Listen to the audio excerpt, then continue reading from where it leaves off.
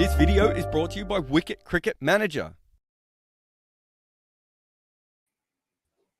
Hello and welcome to the Uncovered Podcast, episode 48. I'm Behram Kazi. You can find me at Def Mango on Twitter. And with me, of course, is Jared Kimber. You can find him absolutely everywhere. So, first up on our long itinerary today, Jared, is the Asia Cup. Now, I'm not sure how much you have caught it because there's been a lot of games. But there was an India-Pakistan game. Kind of got washed out. Only had Half one the innings. game. Yeah, game. But you know, there was a proper throwback to the 90s by Pakistan's pace attack, a healthy dose of nostalgia, as Andrew Fidel Fernando of Cricinfo put it, because you had a left-arm seamer who was moving it both ways, and then you had a right-armer with a beautiful action who had India's batters on their toes, and an express pacer as well who was absolute theatre. So, yeah, what did you make of that? Yeah, I thought it was interesting. I think it goes back to what I've said a lot, which is, you know, that the top order is the most important, role within the way that India play, right? There's not a lot of batting depth there in a way that perhaps England's the only team that you would really compare this to, but in the way that England have. And so India have traditionally gone quite consistent and played within themselves. But Hardik Pandya's ability to play both roles now, that should be perfect, right? Yeah, I would hope he doesn't have to play this role very often into the future. But if he does, they certainly got to get something out of that. But you look, they made it to what, 266? Is that right? Yes, they did. I made it to 266, despite having lost, I don't know, whatever it was, 4 for 50 odd, 4 for 60 odd. I went all Australian then rather than 60 for 4. But yeah, so there are good signs in it from India's perspective as well. But yes, I mean, Shaheen that's kind of what you needed to see, right? That's the spell that you wanted to see from Shaheen, Nazim Shah and Haris Rauf. The fact that they got all of them, my only concern would be, and you probably already know what this is going to be, is that, again, we haven't really seen the spinners take wickets, right? That's not a concern if your seam bowlers are going to take 10 wickets every game, of course. But it is something I think worth remembering and thinking about going ahead, just in case this is a bigger issue, right? Of where we are at the moment with Pakistan is, I don't think anyone had, outside of maybe Shaheen's injuries, I don't think anyone had massive questions around whether Pakistan were a good bowling attack. The bigger question is, are they going to be able to keep the totals low enough for their batters to be able to chase them? And that was certainly one that they should have chased, or at least would have been, 75% favorite in that. I didn't see win viz or anything, but they should have been a pretty healthy favorite. And the guys are fit. But the overarching conversation is still, with all that advantage that the seam bowlers gave them, they still didn't get any wickets out of their spinners. The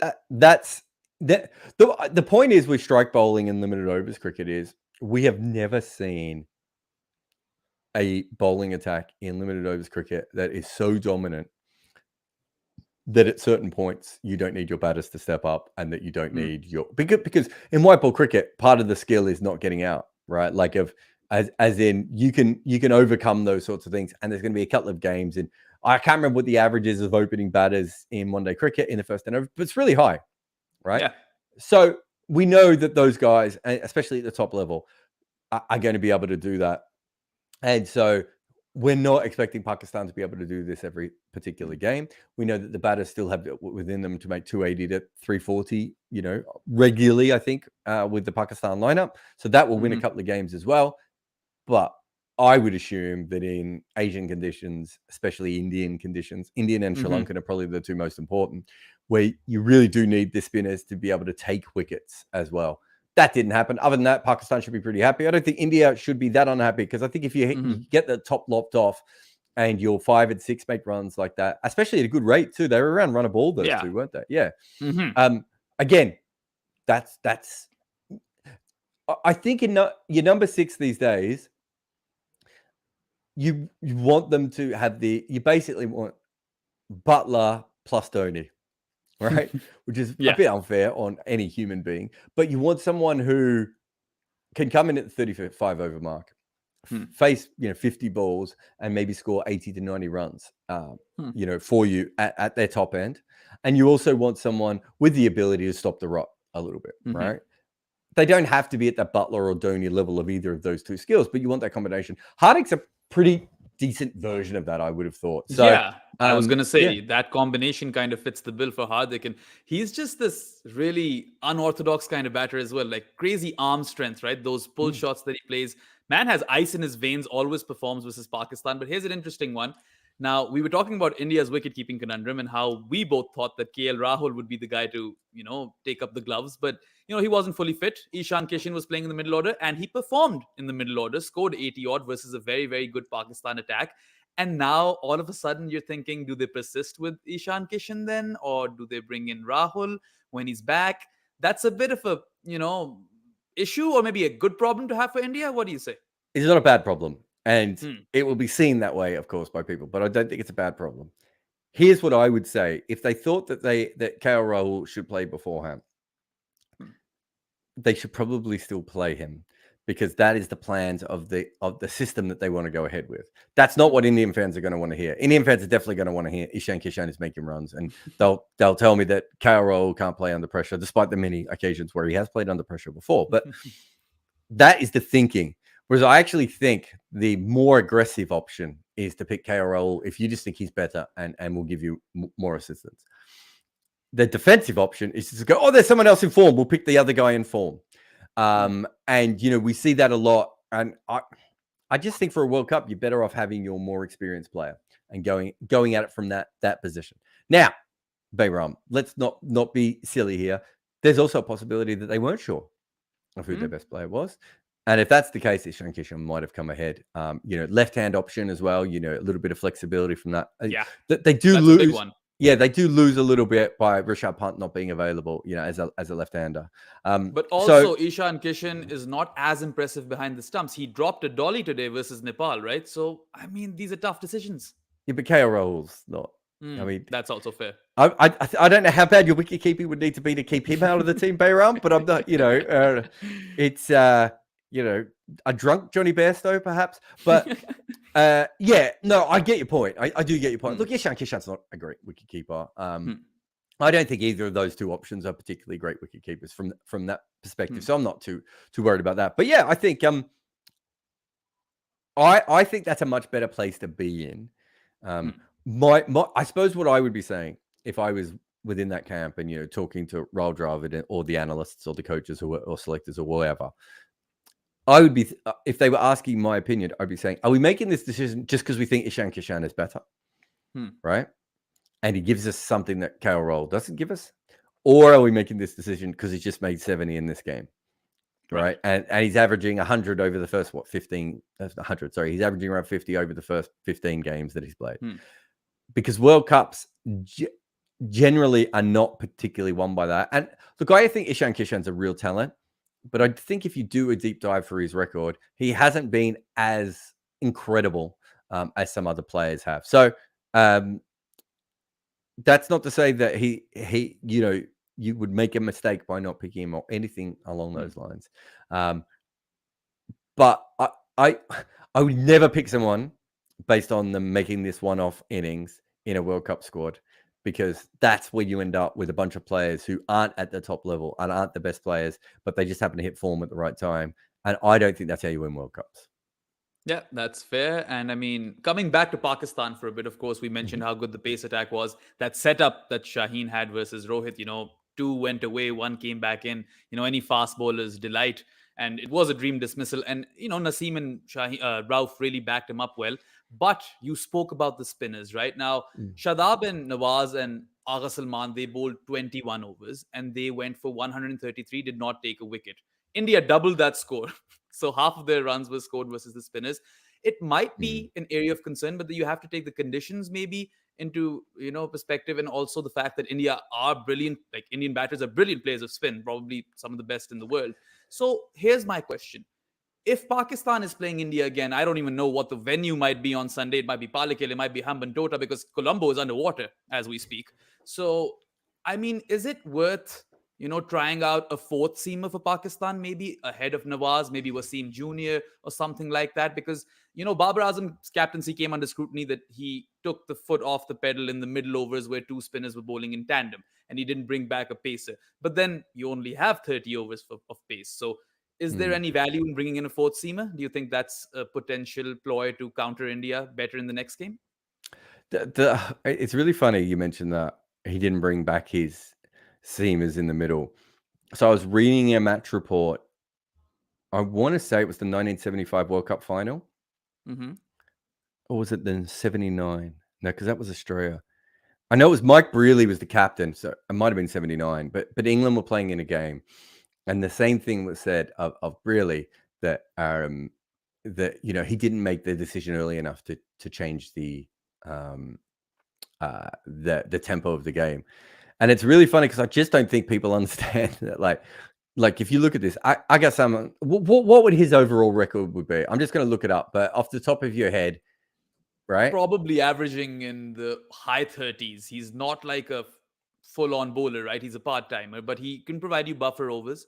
You basically rely on Nawaz and Shadab, right? Yeah, so To he bowl you those averages overs of spin. 85 in one-day internationals at the moment. Okay, But then. What but about list that's A? that's only a couple of games. Yeah, list Hmm. list A is 37 There you at go. 4.87, less Hmm. than a wicket a game. So we'd say he's a kind of a high functioning Hmm. spinner. Because you have him in your squad, I think you have the ability, if you need to, bowl that fourth seamer. Hmm. I don't think I would do it for the rest of the Asia Cup. Hmm.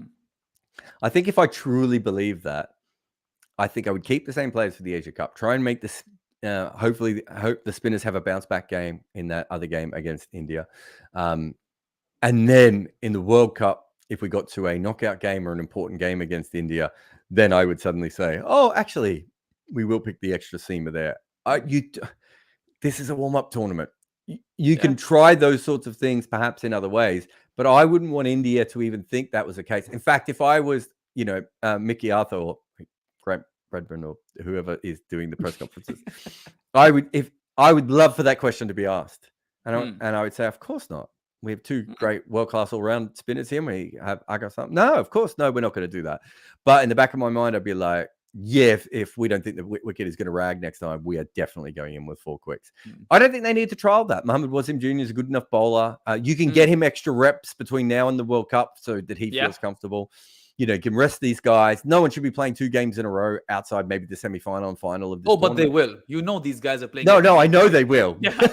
I know that. But you're saying, I'm saying how I would operate this. I'd make sure Hmm. that my best 4 seam bowlers were all available. I would probably, if there was a pitch I thought was going to rag, I might actually even leave out a seamer, maybe Hmm. bring in and maybe another all-rounder, and try and see and say to my spinners, we now got 30 overs to cover Hmm. between the 3 of you. Good luck. See what happens there, because that's the sort of thing that you need to do now. Me and Estelle did a podcast that'll be out in a couple of days about the Sri Lankan team, and we don't really know. The Sri Lanka team have 2 all-rounders. They have Dhananjaya De Silva, who's a batting all-rounder, and they have Hasaranga, who's a bowling all-rounder. Hmm. Coming into the World Cup, we don't think that Sri Lanka quite knows what is that best lineup. Is it Hasaranga at 7, or is it Dhananjaya De Silva as the 5th bowler, right? Hmm. These are the tournaments you should be working that out.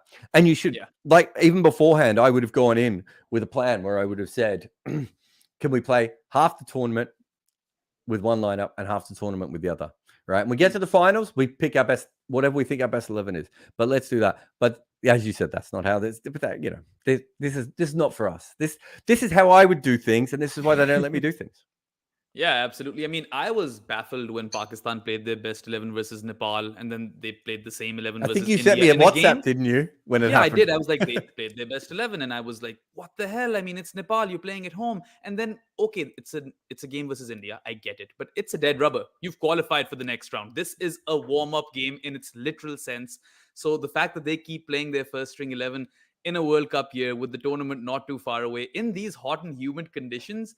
I Hmm. don't know what Pakistan is thinking, and I don't expect them to rest anyone, which is why, I'm fearful. But like you said, Wasim Jr. is a really, really good bowler as well. He would make most teams in the world. Great exponent of the Yorker and reverse swing. He's quick, much like, his colleagues as well. So, I mean, here's to hoping that these guys don't burn out or break down, because Pakistan will need that pace attack if they are to win a trophy this year. But anyway, speaking of seamers, there's another seamer who made a mark in the Asia Cup, and this guy of IPL fame, winner with the CPL, not the CPL, CSK as well. I'm not sure if he's won the Matisha. CPL yet, but one day. One day maybe, but he's the new Malinga of sorts for Sri Lanka, Matisha Pathirana, who, Jared, I don't believe was part of Sri Lanka's plans originally. But now with all these injuries and everything, he's come into the team and he's taking 4 for 32, bowling Bangladesh out for 165. Blessing in disguise, would you say? He's still odd. Part of the problem is I think he's really upskilled himself at a point where I think if this tournament was a year ago, I don't think they would have brought him in. And it's not that they don't think he's talented. It's that he was very one-dimensional. So in T20 cricket, you can basically just bowl your 4 overs in the last 10. And, if that's what you're really good at, you'll be fine. That doesn't quite work in one-day cricket, right? Like you can't come on at the 30-over mark and bowl 10 overs. You need to be adaptable and be able to bowl different parts of the game and have different kinds of skills. And I don't think he did do that. And I think Ashwin might have put a tweet out suggesting that, clearly he's getting better at that side of things now. And I mean, if you have a look at the game against Bangladesh, it wasn't even death bowling, right? Did Bangladesh even get to the death in that game? No, they did not. Right? My man Shanto was kind of batting on his own in that game. Oh, yes. So, your man Shanto is the leading run scorer in the Asia Cup. Not Babar Azam, not Virat Kohli. It's Nazmul Hussain Shanto, who is there at the top. He's got 2 scores, 89 and then a ton. Leading run scorer in my heart, I can tell you that. So I think from that point of view, seeing get wickets early on was good. It's a blessing in disguise. The issue is that all the Sri Lankan bowlers are getting injured. We had this in the last World Cup. This might just be bad strength and conditioning. It might be a physio who's trying to get them all to change body shape and it's not working correctly. Could just be dumb luck. It could just be that they have a bunch of bowlers who are injury prone. But a full strength Sri Lankan bowling lineup I think it's a better bowling lineup than Pakistan, right? And the difference is they have the spinners, right? They have 2 strike spinners, and they don't have the quality of seam of Pakistan, but they have 4 or 5 really good seamers as well, and they'll need 4 or 5 because they might need 4 or 5 for the first 3 games. Then they might need to ship in 3 more guys from Sri Lanka, but that's certainly what happened in the last World Cup. But it's a really, really good all-round bowling attack. Mystery spin, mystery seam, a wrist spinner who spins it in both directions, who can whack the ball around a little bit, a spinner who can bowl in the power play and a little bit in the death if you want, a death seamer specialist who now looks like he can bowl in the middle a little bit more, some nice front, up front seamers that can nibble it around, and, Chimera, if he's ever fit again, proper pace bowler who gives people problems. It's a really good little lineup there. Patharana, I think it takes the pressure off him a little bit, right? He's not being thrown in and they're saying you are the savior. If I talked to Estelle today and she said if they're fully fit, he probably still doesn't get in the side. That's the best place you want with a young guy like this who hasn't played a lot of international cricket. Right. If he comes in and he can be a change of momentum for them, then maybe you only need to play him for a couple of games. He would be a fantastic bowler to come in for. You've got a must-win game to make it through to the semi-finals, and you're playing a team where a lot of guys just haven't played against him at all. Perfect situation for him to be in. This is why I want the bigger squads that I was talking about in the other thing. But look, a really good game by Sri Lanka. That's 11 wins in a row for them now. They haven't been tested particularly a lot in those 11 games, and they did win, I think, 1 out of 8 or 1 out of 9 before that. So, I mean, there was a reason they were in the qualifiers, right? It wasn't an accident, right? But they dominated the qualifiers. As I said, really good bowling lineup, batting lineup. I mean, their batting's a little bit like Pakistan in a T20, right? Where actually it's probably not quite as consistent, but there's a lot of anchors there. They're going to get a score, but it's going to be under par, and it's really up to whether their bowlers can dominate a little bit more. And they've got another strike weapon here. They might have 6 strike weapon bowlers coming into the World Cup. Is there another team with that many strike weapons? I can't think of any. Pakistan is probably the one that comes closest. Pakistan, I think maybe South Africa. I'd have to have a look at the full squad of South Africa, perhaps. They've got an interesting lineup, right? If Shamsi and Keshav Maharaj both play, then that's interesting. Oh, Yeah. I think they have to, don't they? I mean, Hmm. I think they'll do pretty much what they did in the last World Cup, but they think their batters are better now. I mean, I think they're definitely right that their batters are better now. Whether that bowling lineup holds up or not, my concern always in a World Cup is when you have a team like South Africa, if you lose 5 wickets in a World Cup and you're going up against, Shaheen and Bumrah and, Stark, one stage or another, you're going to lose 5 wickets, right? Yeah. Early on. That's where I worry about the whole South Africa method. They don't even have like a Shardul at, 8, right? They don't have anything like that. That's the problem with Marco that Jansen, particular. if he plays, can provide them with some sort of depth. Right? Yeah, but Marco Jansen, when he's been playing, has batted at 7. If Marco Jansen's at 8, again, I feel a little bit more comfortable. And you have Right. even a George Lindy type player at 7. But their best lineup probably is still the 5 bowlers with the 6 batters, and that's where they are. But what else? Asia Cup. I thought. Yeah, well, I watched a little bit of Mehdi Nepal Hassan. today. I thought they did well.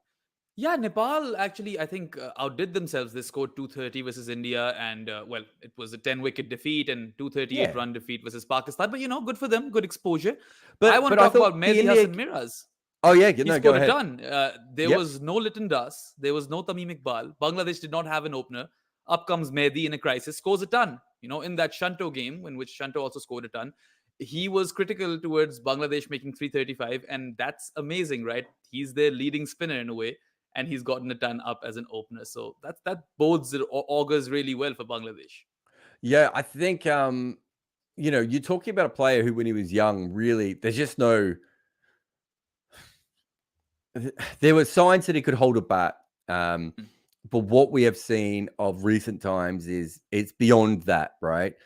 So he made the 100 in 2021. I can't remember who that was against, but we've seen before. We've seen some stuff in of his cricket where we can tell there's some talent there. I would say, and I'm spitballing here, that he spent a lot of time working on his batting during COVID. And, if you want to go back, the old Pat Cummins thing is a perfect example of that. Of, if you do get some time off and you can upskill yourself, you can certainly do something. So he's made, is it 2 test hundreds now? I'm trying to remember. I think so. Two ODI hundreds for sure, because he has one in the lower order as well, from what I recall. So I just want to have a look, by year and 1-day cricket as well. So he showed a little bit of talent in the first 30 games of his career. Then had a bit of a down momentum, and then last year in 15 games he averaged 66. Now he had 100 not out in that, and he went at 330 runs. This year he's averaging 27. That's kind of more what I would expect of him. But there's no doubt that there's batting talent there, and I think me and Mohammed Issam did a podcast about this once. Of he was one of the players that we talked about. Like there's something there. Where does he get to? Is he someone who can occasionally pinch hit and maybe bat at number 7 at best? That's still a really good player, because, from what I can tell, Shakib Al Hasan is 4,000 years old, right? Like eventually they're going to have to move on from him. And there is no other all-rounder coming through, right? Like, so if you can't have a genuine all-rounder, what you really want is just a bowler who can give you extra overs. Give you extra options with the bat. And at the moment, he's completely doing that. I think he's opened twice. He's batted as high as 6, I think, in the middle order. In a perfect world, what you really want him to do is probably bat at number 8. And then use him when you need him in other positions, right? But look, I think there's talent there. I don't think he's going to be like one of the best openers in the World Cup or anything like that. He's not even going to open in the World Cup, right? Because Liton Das will be back. He will open. So, no. Unless there's another injury. Tamim will be fit again, hopefully, by the World Cup. So those guys will open for Bangladesh, you'd think. But also, more importantly, is that 7 or 8 position. If he makes them legit at 7 or 8, like if he can make it to a number 7 ODI batter, right, while they still have Shakib, suddenly the flexibility they have with their lineup is crazy. True. Yeah, and I mean, it was a really flat track in Lahore as well. So there's that we have to take into context. But then again, Afghanistan was nullified by the flat track, right? Because their spinners weren't really potent. They've never had those sort of pace resources. And now, all of a sudden, they're the team that it looks like they'll be struggling to make it to the Super 4 stage. Of course, if they beat Sri Lanka convincingly, they could make their way to the Super Fours, and that could still happen. Afghanistan has what it takes to beat Sri Lanka on the day, but all of a sudden it looks quite a steep an ask for them. And yeah, do you see them making it further, or do you think that it's a premature exit for the Afghan boys?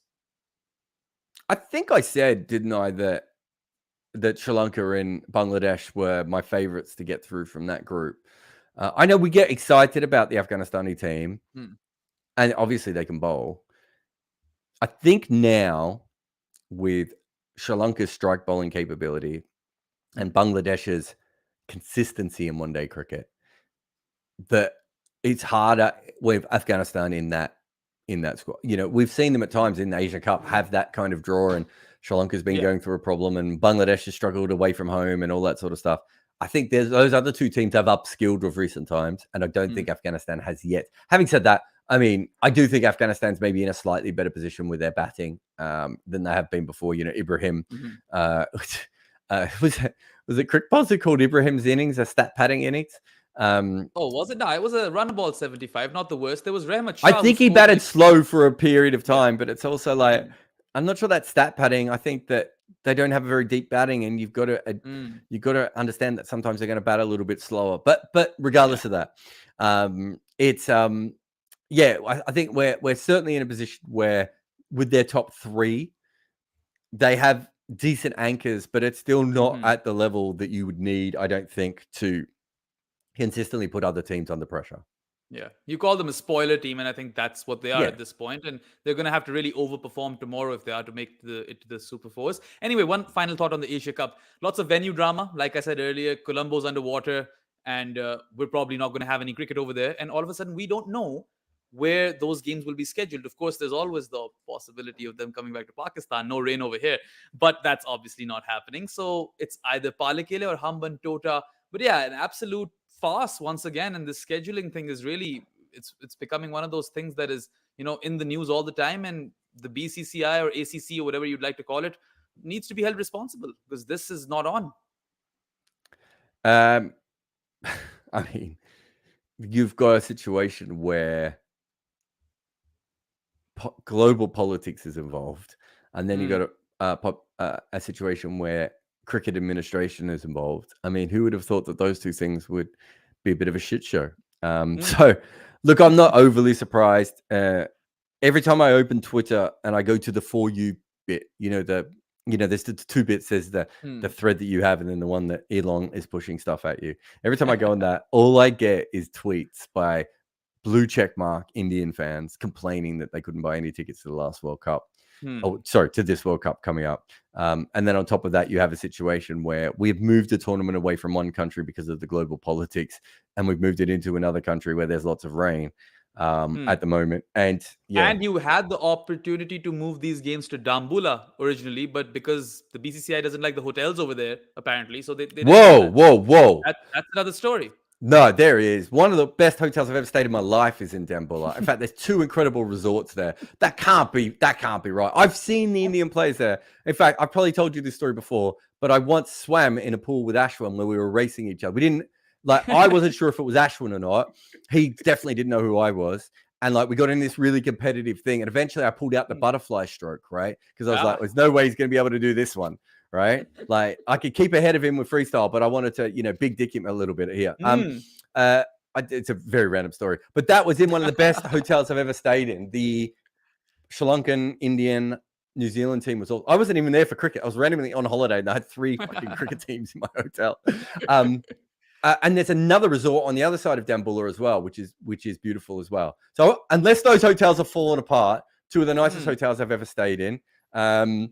And in fact, the other hotel had Tony Gregg in it, and I still remember that. Every time Tony Gregg would complain about the service or something, my dad would really angrily moan about Tony Gregg, and so you had these 2 old graying elephants sort of gnawing at each other from across the room. Anyway, random stories. There's lots of good hotels in Dambula. I hope that's not really the case. Look, Dambula is just in the middle of nowhere. There's nothing to do out there. You do feel quite isolated out there, unless you're on a honeymoon or with your family or whatever. And it's not like other parts of Sri Lanka where there are other things to do and everything else. So I can understand it from that perspective. But Yeah, I mean, I didn't need to go into this, right? Do you remember before the podcast when you said I had to be succinct, and now I'm telling you stories about Tony Gregg and my dad moaning at each other across a buffet. Anyway, should Yeah. we have an On that ad? note, I think yeah, we've done enough conversation on the Asia Cup. Let's go for an ad. You're watching Uncovered with Jared and Behram. See you shortly after this one. Love sports and want to write or podcast on it? Look no further than Fans with Laptops. It's a specialized course tailored for aspiring sports enthusiasts like you. Uncover the secrets of the press box, learn how to create compelling stories from scratch, and discover the best methods to share your content online. Support us on Patreon. Join for exclusive perks like AMAs, live calls with me, and a vibrant Discord community. Enjoy ad-free content, early podcast episodes, and access to my emailer, plus behind-the-scenes stuff. We've built our channel on Patreon support, so a huge thanks to everyone who has helped. Welcome back to Uncovered. I'm Behram Kazi, and with me is Jared Kimber, and we're going to talk about England's ongoing 4-match T20I series versus New Zealand, which England is leading 2-1. So, not a lot of England's starters are playing, even though the batters are, but you see a lot of new bowlers. And when I say new bowlers, these are guys who we have seen in the past, like Luke Wood got a 3-wicket haul, Bryden Cast took a 3-wicket haul, but more importantly, Gus Atkinson, who was in the provisional World Cup squad, took 4 for 20 on debut. So England's depth and bench strength in limited overs cricket, it's really phenomenal. Could right? depth and bench strength all be one thing into a depth? Depth, yeah, I can see that should definitely be a thing. But it is really phenomenal how, they have this luxury to play different teams in different formats all the time, and no one gets burnt out. No, look, it's a good New Zealand team as well, and I do think that at the moment England is a much better T20 team than New Zealand is. So I'm not overly surprised even a sort of a second tier type side would go about this. Not that it's kind of like a mixture, isn't it? There's a few first 11 players there as well, and some very good cricketers. So it's not all as if everyone is he's a backup player from that point of view. But you're right. The headline from that series is definitely the Gus Atkinson thing, right? Of I'm actually commentating on the one dayers, so I'll be taking paying a lot more attention when the one dayers clip around. But at the moment, I've been the only thing that has really interested me has probably been the Gus Atkinson side of things. Just how he goes, the thinking behind his cricket, and then I suppose the other thing is, and this is for the one days, I think, isn't it? Not the T20s, but is Lockie Ferguson is captaining. I think one of the teams coming up, or one of the games, or already has, or something. Again, something I'm a little bit interested in. Another fast bowler getting captaincy. All those sorts of things I think are quite interested. But yeah, the Gus Atkinson thing, I think we knew it's pretty good. This doesn't tell us that much about one-day cricket because it's a different format and everything. But he'll feel more confident, right? If he does have to go into the World Cup, played against a decent New Zealand team, and he's done very well. Yeah, and this is the team who England played in the last World Cup final. Of course, different format, but that's a good way to start your international career, I suppose. 4 for 20, cannot complain. England's batters did well. 2 or 3 for in another game, didn't he, as well? Like, he's taken a few wickets now, hasn't he? Yeah. He's been impressive for sure. And as has Johnny Bairstow, brought out his belligerent best in one of the games. Harry Brook, someone who missed out on the World Cup, has gotten runs. And Dawid Malan. So I really like this from England, Dawid Malan would not make their T20 teams most days, but he is playing this series because, they probably have him earmarked for the World Cup and want him to get some international exposure in the build-up. And you'd have to say this is smart by England because they're using their resources wisely. And because they're not playing any Asian side and are playing at home in this entire preparation period, this is as optimally as they could, move towards the World Cup. Yeah, look, I think there's no downsides to Dawid Malan playing in this series, is there? Really, what's the worst case scenario? You're not trialing another youngster, but as you said, they've already got other younger players coming through. Most of their younger batters have had a go or, have been around anyway. What's you've got two options, really. You either play Dawid Malan and you say to him, just more international players for you to go up against, and play your natural game, or you play a youngster. It's a win-win situation, I think, for England. I think maybe the bigger question is why so many T20 games? 4 T20 games, but I guess they do have 7 ODIs, right? If you count the Ireland ones as well. And maybe that's it. Maybe that's it. It just seems like maybe they had to offer an extra game to New Zealand to sweeten the deal. I don't know. Maybe 6 was like, we're not getting on the plane for 6, but give us one more and we'll come out. I don't know. But I thought maybe it's a commercial thing. Maybe they're making more money this way. It could be. It just seems like, would you not play an extra one day instead? But and maybe they don't want to tie them out. 5 ODIs. Yeah, 5 ODIs seems about right. But I don't know. ODIs and 40-20s. Yeah, to me it just seemed weird because when the third one finished, I was like, oh, that's the end of the series, and then suddenly I was looking at my thing, going, wait a minute, I've got another one in here. So there's certainly something. There's certainly something a little bit interesting about that. But look, it's not the end of the world, but just something I noticed. Yeah, no, definitely. And let's take a look at New Zealand for a bit. You've got, not a lot of players who are playing well in the series. Of course, they are down 2-1, but Kyle Jamieson has made a return and he had been injured for quite a while.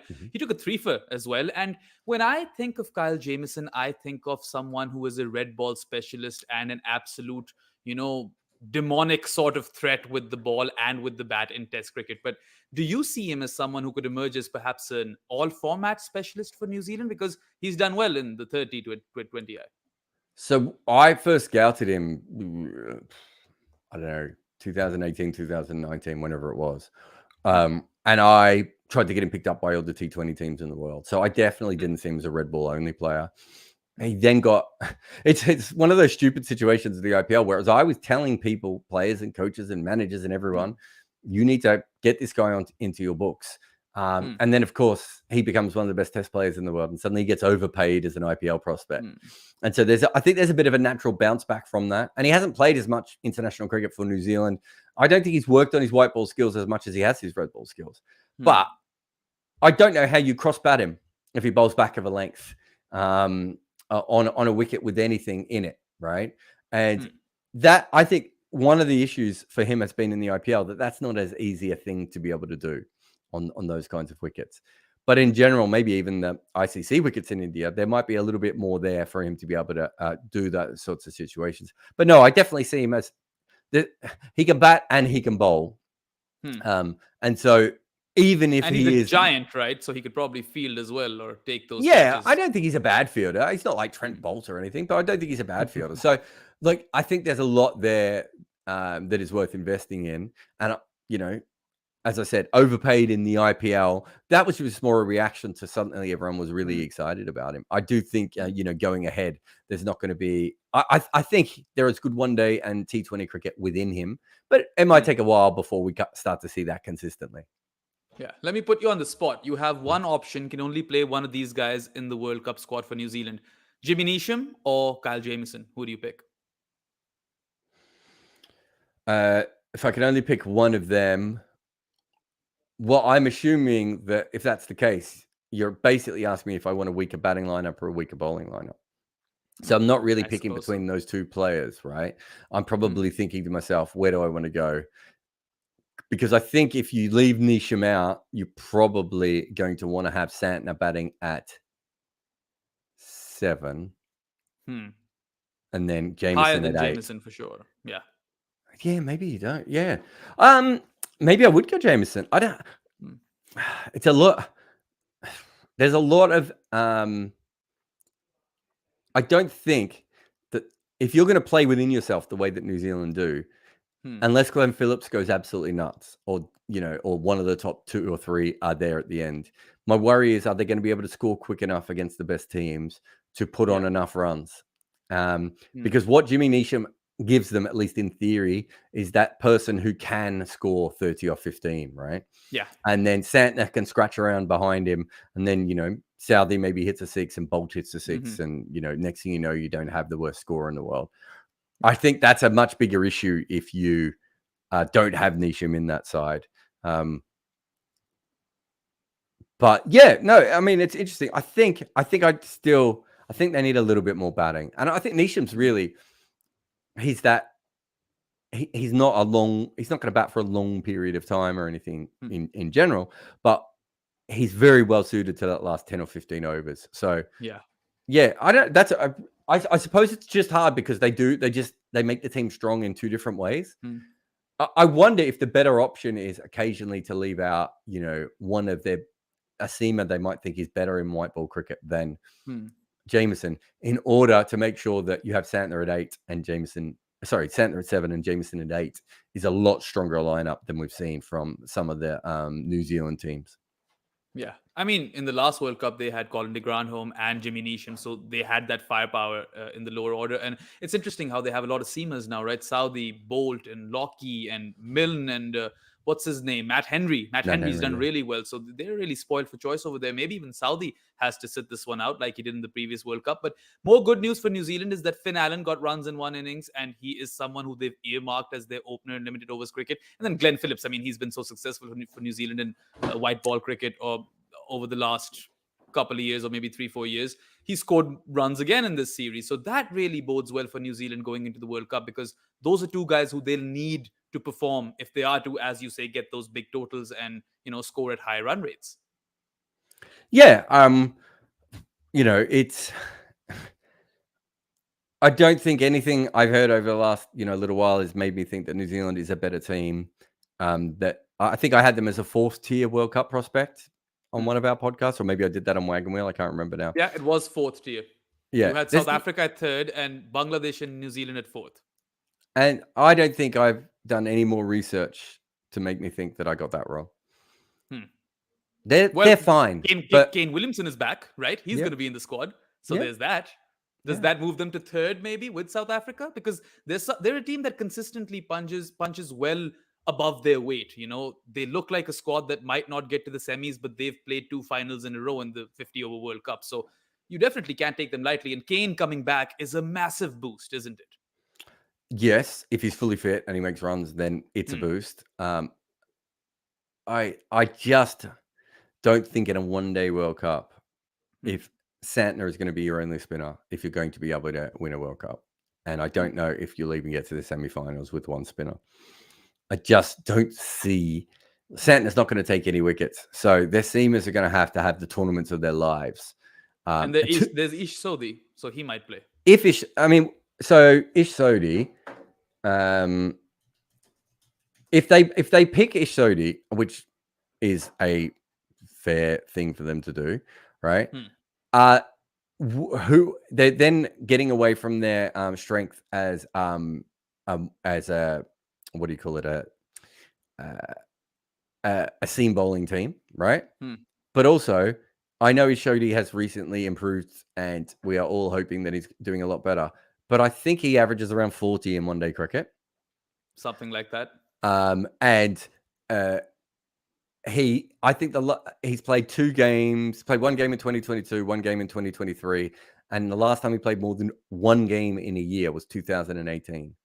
I don't think, and Rachin Ravindra, I really like him. Obviously, Bracewell is the interesting one, because I think Bracewell would have given them massive. If Bracewell was in this side, even though I don't actually rate his bowling that high, I think because he could have played that Neesham role of batting at number 6, lots of things would have opened up.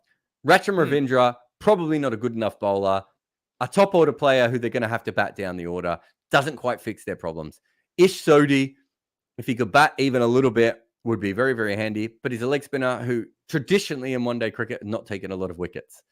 So I don't know if that fixes the problem as well. Look, they're fine. I don't want to sit here saying that, we always underrate New Zealand and then they bring it together. They're a very good tournament team. And I think what Kane Williamson does is make me feel more comfortable in them as a tournament team. And I mean that from the perspective of, if you look at the way they have, they were going to set up before Williamson, it probably would have been Finn Allen opening the batting, and it probably would have been Will Young batting at 3, right? Yeah, probably.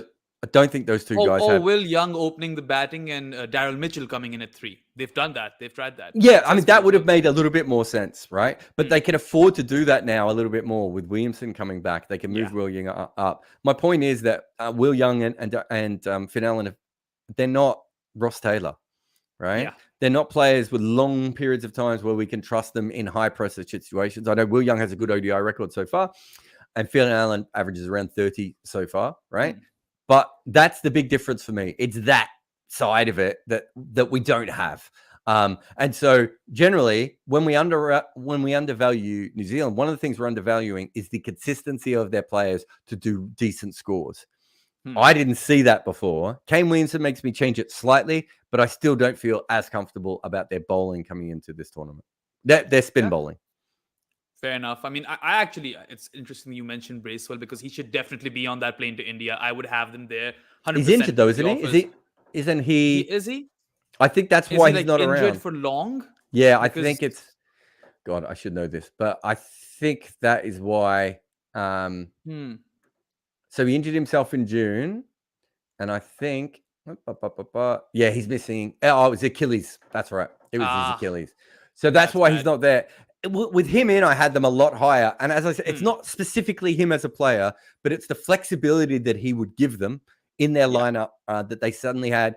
You know, he could bowl 6 to 7 overs a game, bat at number 6. Probably a better bowler in Asian conditions than Neesham is. Definitely. He can definitely do Neesham's job with the bat, right? He got Babar Azam's wicket a couple of times in Pakistan. So he's got a bit of Jason Frazier, like as in he's not a fully fledged off spinner in some ways, but he rips it. Like he's not a part-timer who rolls it. Most part-time spinners, when you see them, they just roll their fingers over the side of the ball like a cutter.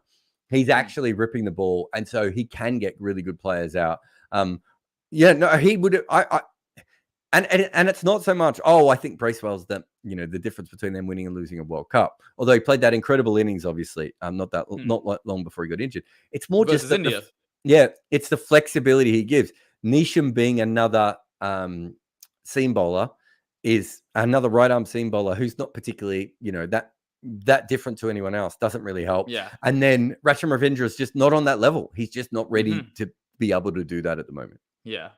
Yeah, so let's see how they fare. I mean, I don't have them as semi-finalists either, but they always surprise us. But anyway, we'll take another break and come back with some Australia versus South Africa. You're watching Uncovered with Jared and Behram, and we'll see you after this ad.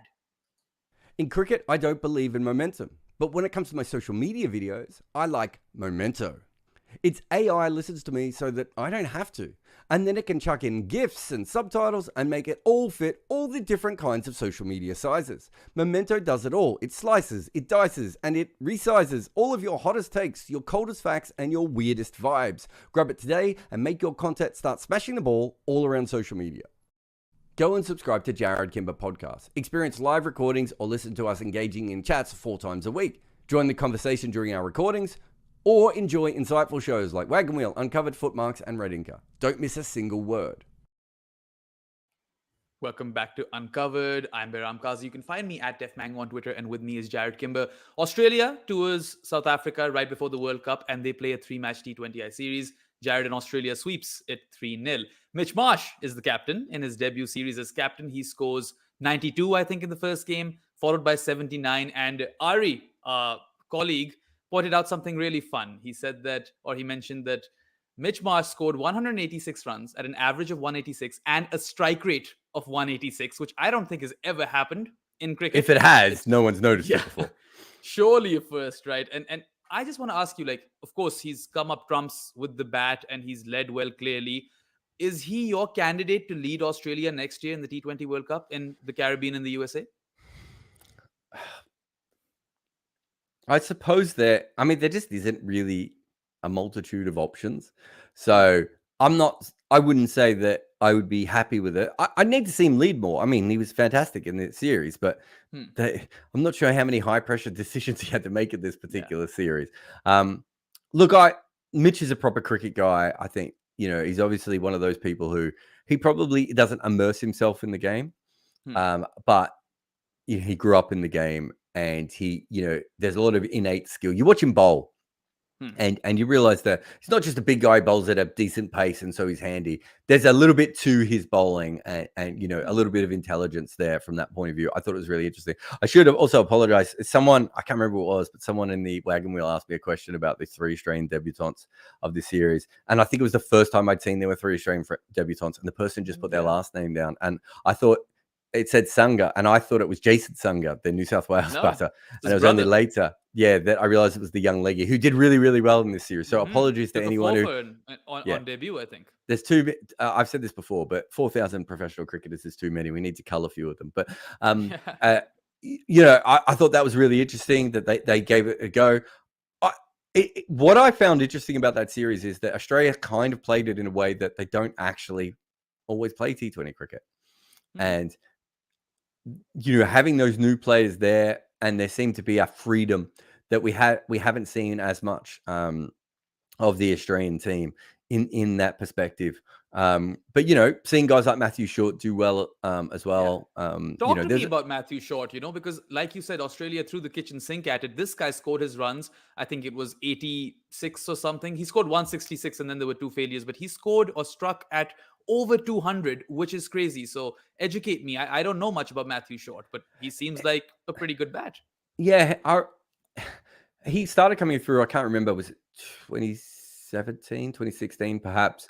And I remember 2018 saying, like, this guy's stats are interesting. There's a player here. Hmm. And everyone sort of saying to me, he's a limited guy. He's not an international player or a franchise player. That's fine. The next year I had a look and his stats had got a little bit better again. And it's just been like that consistently for a long period here, where I get it. I get why. There's a reason he hasn't really played more for Australia. It's literally Hmm. the thing I just said. They don't necessarily feel that comfortable with him. They're not 100% sure if he's this top level player or anything Hmm. else. And I don't want to say they're waiting for him to fail, but they're not certain. You see these players sometimes really good first class records or list A records or T20 records, and the selectors don't quite buy into them because the selectors are looking at other things. And he does look like a very limited cricketer. His bowling, I think his bowling probably hasn't stood up at international Hmm. level or IPL level so far. When he's been really under pressure as a bowler, I don't think that stood up. So in some ways, the selectors were right. But his Hmm. batting is probably better than anyone ever gave it credit for. And I think he is just one of those guys who I think he's a very smart cricketer. And he Hmm. has the ability to work his way through situations. I don't know if he's a frontline Australian player going ahead, Hmm. if we're being honest. But even if he's a squad member, because of the flexibility that he gives, I think he's quite a handy player. Yeah, fair enough. Who would you say is the better short, Matthew or Darcy? But this is a perfect example of, I thought Darcy was quite limited, Hmm. right? And I thought in Matthew Short, he was limited, but there was more to his game. But Darcy has a sort of natural swagger and Hmm. struck the ball in such a way. Whereas actually, it didn't take that long for big bash teams and IPL teams and the Yeah. odd international team. Did he play PSL as well? CPL? No, he did not Darcy? play the PSL. I think he might have played the CPL though. Yeah. Because And he was this big bash prodigy all of a sudden, right? Everyone was talking about him. yeah, And late bloomer, maybe made his hmm, debut around 25, 26. Obviously, yeah. grew up in Northern Territory, then went to Western Australia. Hmm, Yeah, I think, in that situation, he came from nowhere, and maybe a little bit like Venki Iyer, teams not knowing anything about him actually hmm, played to his advantage for a while. And now he's regressed to more of an anchor player after hmm. being, an absolute blitzer of the ball early on. But it's just because teams know how to bowl to him now. They know the right lengths. Obviously he's not as good against spin. That's now been well tested. And I think the difference between him and someone like Matthew Short is Matthew Short probably is not as elite in any skill that Darcy Short is. But Right. Matthew Short probably has so many different skills that maybe it is harder to pin him down. And that sometimes is the thing that selectors miss. They're looking for that one thing. They're looking for that Chris Lynn ability to hit, spinners out of the ground. Hmm, I hit every seam bowler they face out of the ground. But they sometimes forget that the rest of the game might not be anywhere near that level. So their top skill might be absolutely elite, but their secondary skill may not be at that level. So if you look at someone like, oh God, what's his name? The little guy who plays for Punjab in the IPL, the seamer, the Australian seamer, bowls all the Yorkers and the slower Nathan ball. Ellis. Nathan Ellis. Look at Nathan Ellis. They're really excited about him in Australia because he was what he Hmm, does at the end.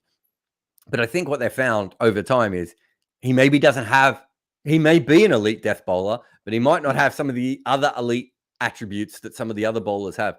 And with someone like Matthew Short, he may not have many elite skills, but he maybe hmm. doesn't also have as many weaknesses. And that perhaps is why he was overlooked a little bit. Yeah, it's quite interesting. It's funny how you bring up Nathan Ellis because he also had a good game. I think took a 3 wicket haul, as did Behrendorff, who took a couple of wickets. And you've seen these guys here and there for Australia. But someone who I was really impressed with, and someone who I think we should probably do a podcast on someday, leading wicket taker in this T20 international series. And it's been quite a journey for Sean Abbott. He was on the wrong end of the Phil Mm. Hughes incident, and then he's been a consistent performer in domestic cricket. Now in his early 30s, he had a wonderful season in England, didn't he? Got wickets, scored so many runs and so many attractive runs. There was a straight drive that Sean Abbott played, and I think I have that bookmarked somewhere on my Twitter because that's how good a straight drive that was. And now finally he's getting those performances in an Australian jersey. Mm. So what do you make of this entire career arc? And I think it's pretty fascinating. And I would like to see him as one of those guys that Australia look upon when their first string bowlers aren't available in limited overs cricket. Yeah, I think that's the most important thing with Sean Abbott. I don't think there's a particular skill he has that means he would displace anyone else. Um, there have been points in T20 cricket where I think he's been good at different facets of the game, but it's very rarely that he's been an above average bowler kind of all the way through an innings.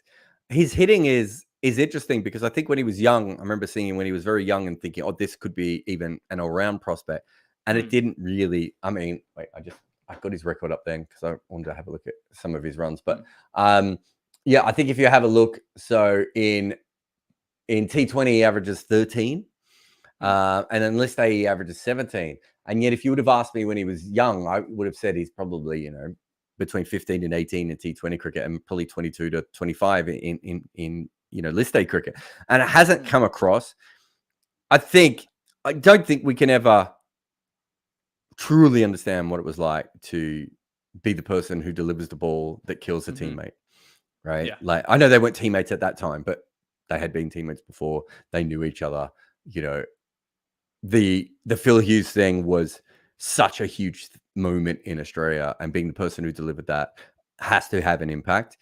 But I also just don't know if he has perhaps one skill that makes him elite at international level. To go back to that conversation, that we're just talking about, whether he has that one skill that makes him better than some of the other seamers. Is he in like the Michael Neser category of seamers, would you say? Yeah, I mean, obviously he's a white ball version of Michael Neser, right? So I suppose that's a little bit different. But if you look at his record, he strikes fairly well. But I think the majority of his career, he's gone at over 8s and over. And so he has always taken wickets. But when I've watched him, I've never felt like, and I've seen him take, I saw a lot of Sydney Sixers games when he was playing for them. And I've seen him take big hauls. But even when he's taken the big hauls, they've felt different than other strike bowlers where I feel like they're on top of the game. And when he takes wickets, it's never quite felt that way. I've always felt that a little bit. I wrote about this a couple of years ago, but last year, the IPL thing where sometimes you see a young seamer come through and they have 1 year where they take a bunch of wickets and you look at the economy and you're like, that's a bit high. They probably won't be able to do that. He's gone to the period now where I have to trust his wicket taking in T20 cricket, but he's never been able to match it with a consistently low economy rate for more than a year or two at a time. You've got people like Kane Richardson, James Pattinson, Billy Stanlake, and Jai Richardson, even someone like Skekety, who probably just profile a little bit more the way that Australia sees their bowlers, maybe a little bit faster, maybe a little bit taller, maybe a little bit stronger than Sean Abbott. And he's kind of in between all those skill sets. And there's no one obvious thing. The one thing I would say is that if his batting had come along any earlier, I actually think he just gets a game then more like that sort of Neser, but the white ball version of Neser. But look, he's a talented player and he's been around forever and he's 31. Yeah. And we may be seeing a changing of the guard, with the Australian seamers, as they start to age out a little bit. Maybe they don't want to play as much. Kane Richards has played a lot of cricket for Australia. His batting, while it hasn't translated as much at international level, is part of the reason that he's been around. Is there a possibility that Sean Abbott becomes the new Kane Richardson and every time you see an Australian squad, he's in it? And Nathan Coulter-Nile was another one, right? Like that little bit of batting that those guys have. We're not talking batters and we're not talking all-rounders, but we're talking the ability to hit sixes and be, not a dead weight at the other end of the order in the way that Stark and Cummins are not. Australia does like that sort of stuff. And I think Abbott's on that kind of level. Yeah, let's see how his career progresses. But anyway, he's down the road from you, so you could always pay him a visit at the Oval. at Surrey. One last thought on Australia. Of course, we have a new captain who did well. You've got a bunch of youngsters, debutants coming in, and then some returnees and lots of fringe players. But there's one guy who is going to be featuring for Australia in the ODI World Cup, and he's had quite the year. Travis Head, brilliant in the Ashes, brilliant in the World Test Championship final. Really, really good limited overs opener now. Has gotten runs up top and got 91 in the last game, chasing down 191 in like 15, 16 overs, which was quite ridiculous, right? So that is quite a good sign for Australia going into the World Cup, because if Travis Head fires, then all of a sudden there's no pressure on David Warner anymore. And Australia is, one of the more feared teams in this World Cup. Yeah, I mean, they just need two openers, right? And Aaron Finch was a bit of a drag for a little while. But also, David Warner is not going to be there that much longer as well. So this World Cup's obviously what we're talking about, but going ahead, pardon the pun, eventually, we are going to be in a situation where Australia are going to have to look at someone else. So if he can, knock down one of those roles, he's always. I've always found Travis Head a really confusing cricketer, because every time I kind of feel like he's good, he goes through a period where he doesn't make runs anymore. So I do think he is a bit of a batch batter in that sense. But when he's playing well, he looks as good as anyone in the world. And the only issue you would have is that it's two left-handers again, right? Like, true. Is there a couple of teams, like Bangladesh? Well, Pakistan has two lefties up top as well. No. But I'm thinking of Bangladesh having the off spinner. I'm trying to think who else. Moeen Ali bowling extra overs at the top. It just allows you to, plan. If you want to get some cheap overs out of your off spinner to allow your bowlers to bowl in the rest of the innings, it's a bit of an advantage for the opposition. But Australia produces more left-handers than anywhere else in the world, and I've never quite understood exactly why that is, but they do, and they're going to have two up the top, and it's not the first time, and it won't be the last time. Yeah, no, definitely an attractive batter. Travis Head, one of the most, or probably the most attractive mustache in all of cricket. And he has a head start. Again, no puns intended. But anyway, we'll take a quick break. You can watch the ad. You're watching Uncovered with Jared and Behram. We'll be back shortly with other stuff. There is something wrong in the cricket world, and while it may not be a conspiracy, there does seem to be a movement towards leaving more grass on the wicket, and thusly, the global batting average has dropped. If a similar thing has happened to you in your personal life, try Manscaped. Their Lawnmower 4.0 will help you trim any unwanted pubic grass. And once your downstairs track is taken care of, you can also use Manscaped's liquid formulations. So before heading outside, use the Crop Preserver Ball Deodorant to stay cool in the heat. And if you've been playing too many games recently and you need some help with your strip, why don't you go and get their Crop Reviver? I think I may possibly have taken all of this analogy too far. But the point is, Manscaped sells items that allow you to shave your pubic itch pitch. Use the code REDINKA, all one word, which is the name of my podcast, and you can get a 20% discount and free worldwide shipping while you curate your special strip like a team of sweaty men hoping it doesn't rain.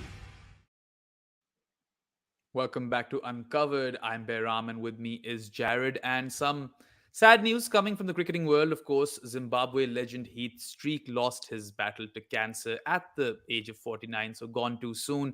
And someone who has over 450 international wickets, Jared, and nearly 5,000 international runs as well, known as someone who elevated his game when he was captain of Zimbabwe.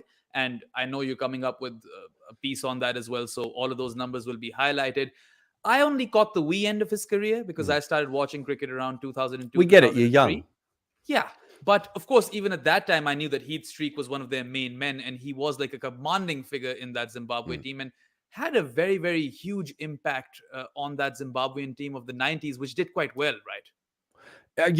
They were ranked above England at times in Test cricket, or at least once, I think, during the 90s.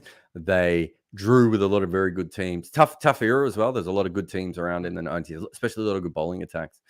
And they were a tough team to get past at their absolute best. And they didn't have that many international quality players. Top end international quality players. And I think, I wrote about a little bit in the piece that I think Andy Flower averaged 50, and we got very fascinated as a cricket culture. Heath Streak ended up with a bowling average under 30, and that is not something you see of seamers, in new Test nations, especially ones who played for 12, 13 years, the way that he did. He had no one else at the other end. I can't remember who had the most wickets at the other end, outside of him. It was very priced, but it was around 75. Are we talking like all bowlers or just seamers? Yeah, in the history of Zimbabwean cricket, no bowler outside of Heath Streak has 100 Test wickets, and I think the next highest is Ray Price at 70 or 75 or 80 or around that high. He had over a fifth of Zimbabwe's wickets in Test cricket when he retired. And he was injury prone as well. So it wasn't even like, and he retired once and went on strike another time. Like, not like he was always playing. So look, he was a phenomenal player.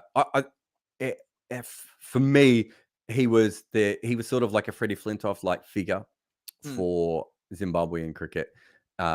Except there for a lot longer and obviously far more important to them. But he deserves as much respect as Andy Flower, and I've written about him a lot in his career. And part of the reason I've written about him a lot is just because he didn't quite break through the way that I thought he did. But if you were watching him in the 90s, he just looked like a proper international bowler. And the guys at the other end did not. Right. He occasionally had, Strang or Price to bowl with. Kyle Jarvis bowled quite well at times. They had Eddie Brandis for a couple of, his better games. But if you look consistently, he just had no one at the other end who could take, wickets. Guys like Olonga and, and Irvine, not Irvine, Blignor. And Pommy and Bangwa. Like, they all had talent. But you're talking about one guy who can average 28 with the ball over a decade on pretty flat pitches in Zimbabwe.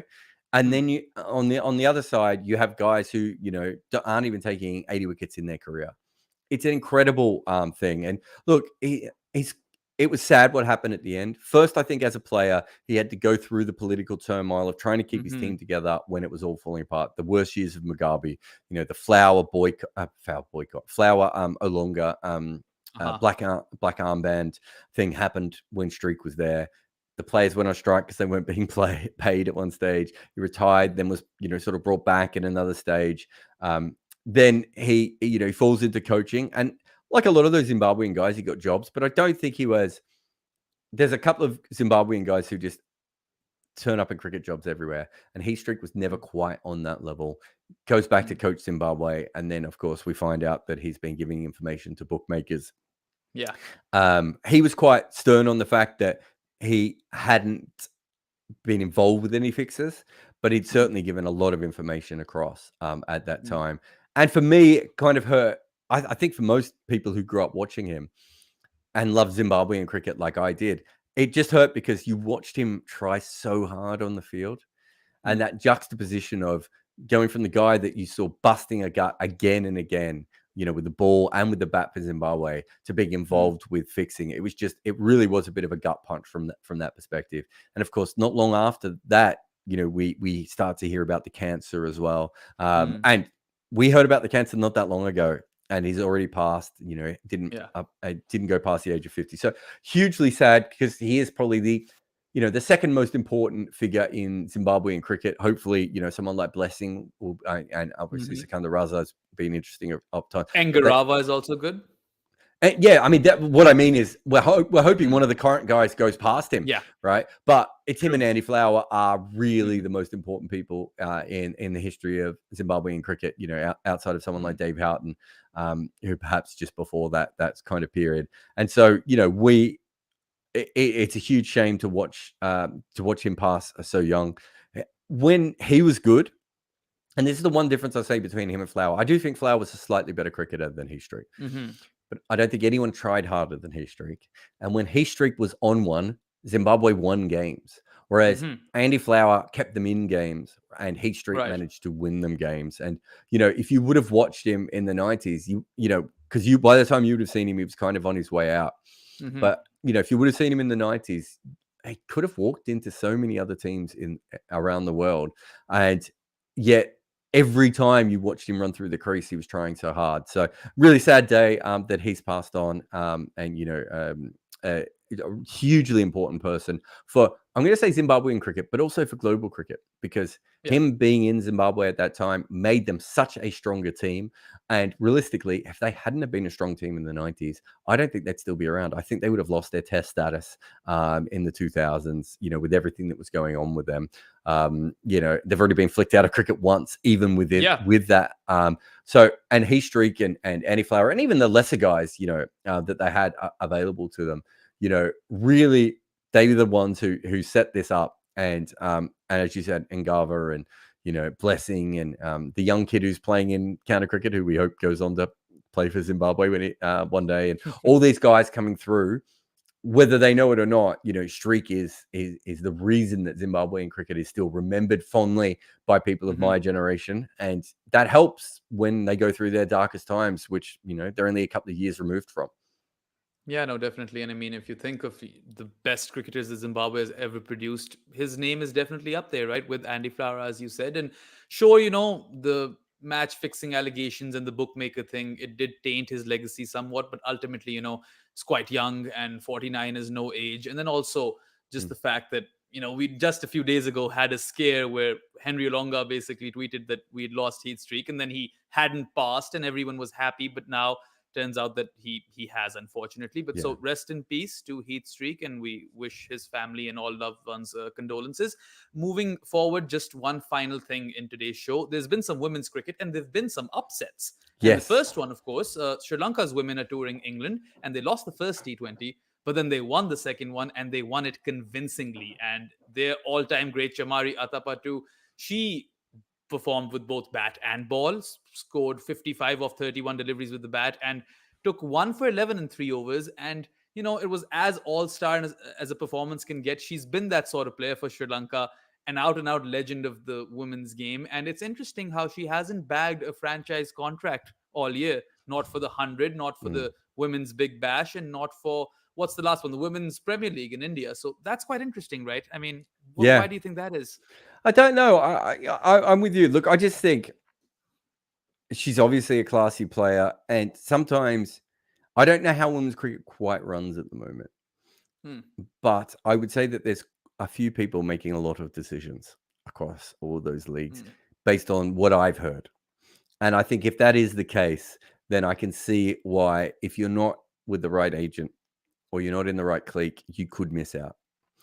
But what I would say is, look, every time a team like Sri Lanka rolls a major women's team like England, it's a huge thing for women's sport. Yeah, we need those upsets. We need the teams ranked, I don't know, wherever you would have them, 5th to 9th, regularly putting pressure on the up. It doesn't mean there's a reason why they're not ranked in the top 4 or 5, but we need those teams regularly winning games and putting pressure on. So I think it's a really, really important victory from that point of view. And look, she made it. She made her game, and then she went on Instagram or Twitter or whatever it was, and shot it. Played another good shot, a couple of shots there as well. So hopefully she does get picked up.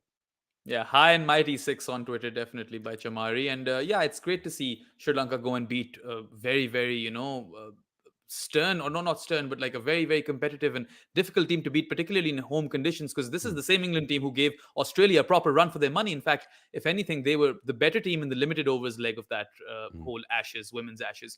Something else that's happened in the women's cricketing sphere is that Pakistan has whitewashed South Africa at home in a 3-match T20I series.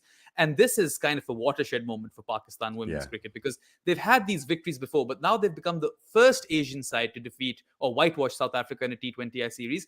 And this is like not just any South African team. I know that Shabnam's retired, and so has Lizelle Lee and a couple of other women, but you've got some quality players in that team. You've got Sune Luce, Marizan Karp is a living legend, and so many more. Like Laura Wolfart is also a brilliant player. So these women are the runners-up at the T20 World Cup. It's no joke. And the fact that Pakistan has not only defeated them but whitewashed them, it's quite remarkable. Did Mark Coles just step down as coach? He did. It's an interesting time for Pakistan women's cricket, is all I say. Look, again, it's exact. I'll say, I can almost repeat what I said about the Sri Lankan one. The only difference here is the fact that they won the whole series, which is even more impressive, right? But yeah, from the level of what matters to the women's game now is I don't mind if Australia dominate. I think you and I have talked about this before Mhm. because having a dominant team actually sometimes helps with the narrative and everything else. But you still need the teams below them to continually put pressure on. And this is more than that, right? Now, you're right. Maybe what we are seeing here is Pakistan playing a bunch of good games at the same time that perhaps a South Africa influx have turned up. But Yeah. Sri Lanka, South Africa's depth is not particularly that bad, right? So from that perspective, I don't think it's the end of the world. But if I'm Pakistan, I don't care about that. What I care about is that this isn't a one-off victory.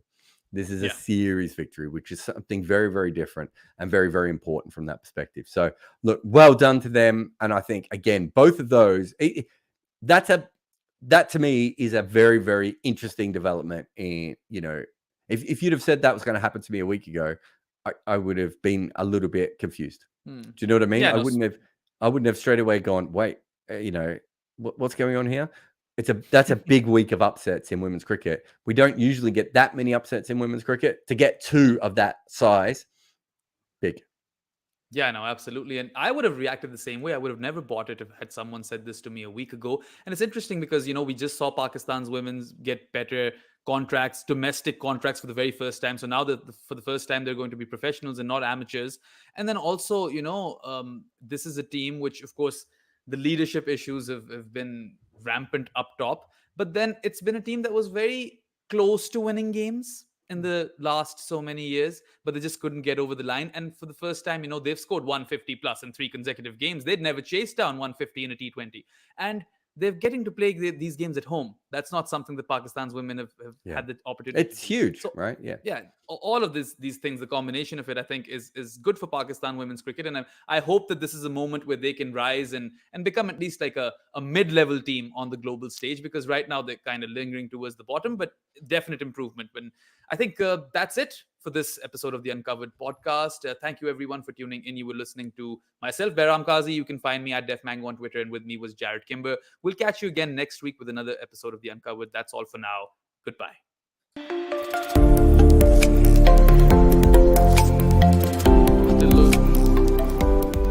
This video is brought to you by Wicket Cricket Manager. If you love sports and you have the hottest takes or the coldest mic drops, enroll in Fans with Laptops and we'll get them out there. Occasionally, I also talk about behind the scenes stuff. A huge thanks to everyone who has supported us on Patreon and helped us build this channel. Join our Patreon community and unlock exclusive benefits. Enjoy AMAs, live calls with me, and connect with fellow cricket enthusiasts on